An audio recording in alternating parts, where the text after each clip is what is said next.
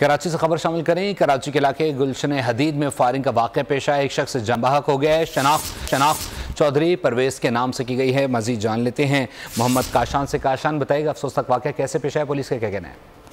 जी बिल्कुल, देखिए गुलशन हदीद फेज 2 का इलाका है जिसमें फायरिंग का वाक़या पेश आया है। फायरिंग के नतीजे में मकतूल की जो शनाख्त हुई है चौधरी परवेज़ के नाम से हुई है, वो फायरिंग से जाबाज हुए हैं। इसी हवाले से एसएसपी मनेर कासिफ आफ्ताब अब्बासी है, उनका बताना है कि जय वफा से 4 खोल जो है वो तहवील में ले लिए गए हैं। जबकि इब्तदाई तौर पर फायरिंग का वाक़या पुलिस काम की जानिब से बताया गया कि ज़ाती दुश्मनी का शाखसाना लगता है।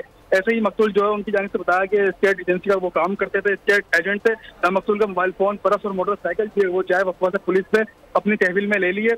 जबकि जिस जगह फायरिंग हुई है वहाँ अतराफ में सीसीटीवी कैमरे नहीं लगे हुए, पुलिस काम की जानिब से ये बताया गया है। जबकि पुलिस की भारी नफरी जो है जय वफा पहुंच गई है, तफ्तीश शुरू कर दी गई है। पुलिस ने क्राइम सीन यूनिट को भी तलब कर लिया है। जय वफा से शवाहिद जो है जमा किए जा रहे हैं। बहुत शुक्रिया काशान अपडेट करने के लिए।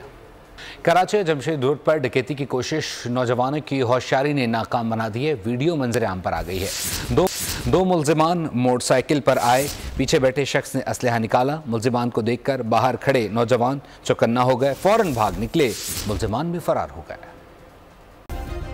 सब्सक्राइब करें और बेल दबाएं ताकि कोई खबर रह न जाए।